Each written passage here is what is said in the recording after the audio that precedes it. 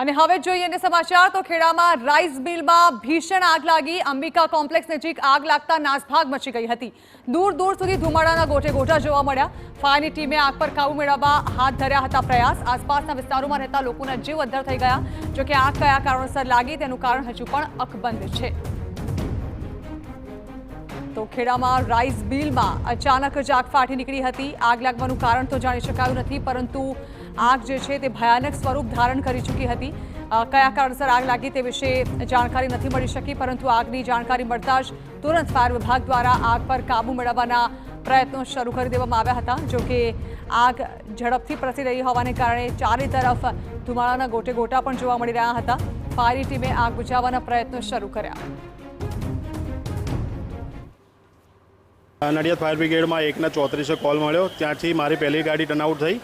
ત્યાં પહોંચતા મેં મારા સ્ટાફ પાસે ચર્ચા કરી કેટલી ગાડીની જરૂર છે, તો ત્યાંથી જાણવા મળ્યું પ્લાસ્ટિકનું ગોડાઉન પ્લસ અનાજનું ગોડાઉન બંને સાથે હોવાથી ગાડીઓની વધારે જરૂર હોવાથી મેં ધોળકા, અસલાલી, બારેજા, આણંદ અને ધોળકાની 2, નડિયાદની 2 અને ખેડાની તો ઓલરેડી અહીંયા હતી। તે 7-8 ગાડીથી પાણીનો મારો ચલાવી આગ બુઝાવવાની કામગીરી હાલ ચાલુ છે। ખેડા શહેરમાં અંબિકા કોમ્પ્લેક્સની સામે આવેલ રાઈસ મિલની અંદર આગ લાગી છે। દ્રશ્યો બતાવવાનો પ્રયાસ કરીશ। અંબિકા કોમ્પ્લેક્સની બિલકુલ સામે આવેલું આ રોડની ઉપરનું કોમ્પ્લેક્સ છે, જ્યાં ભીષણ આગ લાગી છે। છેલ્લા 2 કલાકથી ફાયરના જવાનો દ્વારા આગની ઉપર કાબુ મેળવવાનો પ્રયાસ કરવામાં આવી રહ્યો છે, પરંતુ આગ એટલી ભીષણ છે, જે બિલ્ડિંગ જે હતું તે પણ આખું સળી જવા પામ્યું છે। જે પતરાનો શેડ હતો તે પણ આગની અંદર સ્વાહા થઈ ગયો છે। મોટા પ્રમાણમાં તેની અંદર પ્લાસ્ટિકનો માલ હોવાનું અત્યારે દ્રશ્યો પરથી દેખાઈ રહ્યું છે। જો કે ફાયર, નડિયાદ ફાયર હોય, ખેડા ફાયર હોય, તેમના દ્વારા છેલ્લા 2 કલાકથી કામગીરી કરવામાં આવી રહી છે। ઘટનાની અંદર કોઈ જાનહાનિ થઈ છે કે કેમ તેના અત્યાર સુધી કોઈ સમાચાર પ્રાપ્ત નથી થયા, પરંતુ દ્રશ્યો બતાવવાનો પ્રયાસ કરીશ કે જે રીતે આગની ઘટના બની છે, તો ખેડાથી મહેમદાવાદ તરફ જવાનો જે મુખ્ય માર્ગ છે ત્યાં ટ્રાફિક પણ જામની સમસ્યા થઈ ગઈ છે। જો કે ફાયરના જવાનો દ્વારા અત્યારે આગની ઉપર કાબુ મેળવવાનો પ્રયાસ કરવામાં આવી રહ્યો છે। ધર્મેન્દ્ર કપાસી, TV9 ખેડા।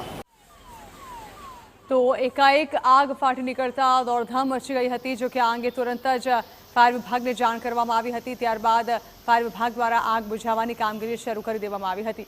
રાઈસ મિલમાં લાગેલી આગને પગલે લોકો ત્યાં એકત્ર થઈ ગયા હતા અને આગ બુઝાવવાની કામગીરી શરૂ થતાની સાથે જ ચોક્કસથી આગ ઝડપથી બુઝાય તે માટેના પ્રયત્નો શરૂ કરાયા હતા। ખેડા શહેરમાં આગની જે ઘટના બની તેને લઈને વહીવટીતંત્રની અંદર દોડધામ મચી જવા પામી છે। સાથે સાથે જે જિલ્લાના પદાધિકારીઓ છે તે પણ ઘટના સ્થળે પહોંચી અને કયા પ્રકારની સ્થિતિ છે તેનું નિરીક્ષણ કરી રહ્યા છે। આપણી સાથે જોડાયા છે માતરના ધારાસભ્ય કલ્પેશભાઈ। કલ્પેશભાઈ, તમને કેટલા વાગે જાણ થઈ અને કેમ આવ્યા આગળ? મને 1:15 જાણ થઈ અમારા સંગઠન મોન્ટુભાઈને કિશોરસિંહ સંગઠનના પ્રમુખ તરીકેની, એટલે તરત જ સ્થળ ઉપર નીકળી હું પાછો આવવા માટે, અને તરત જ ફાયર બ્રિગેડવાળાને ખેડા, નડિયાદ, મહેમદાવાદ, બારેજા, આણંદ બધાને જાણ કરતા એટલે બધે ફાયર બ્રિગેડવાળા આવી ગયા અને લગભગ 2-2.5 કલાકથી કંટ્રોલ કરવાનો પ્રયત્ન ચાલુ છે અને લગભગ કંટ્રોલ થઈ જવાય।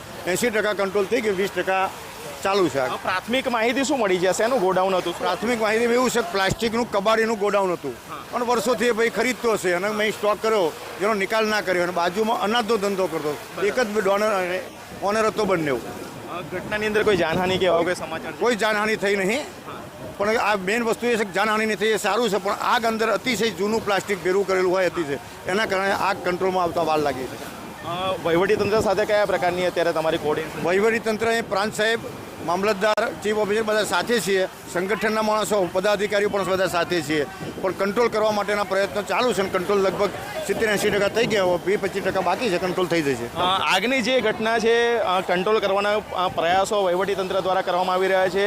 વહીવટીતંત્રના અધિકારીઓ પણ અત્યારે ઘટના સ્થળે જોવા મળી રહ્યા છે। જો કે જે રીતે માહિતી સામે આવી રહી છે કે પ્લાસ્ટિકનું ગોડાઉન હતું, સાથે અનાજનો વેપાર પણ ચાલતો હતો, ખરેખર મંજૂરી હતી કે કેમ, કયા પ્રકારની મંજૂરી લીધી હતી, ફાયર સેફટી હતી કે કેમ, ઘણા બધા ગંભીર પ્રકારના પ્રશ્નો છે। જો કે આગ બુઝાશે પછી આગ લાગવાનું કારણ ખબર પડશે અને જે મંજૂરીઓ લીધી હતી કે કેમ તેની પણ પોલીસ દ્વારા તપાસ હાથ ધરાશે। ધર્મેન્દ્ર કપાસી, TV9 ખેડા।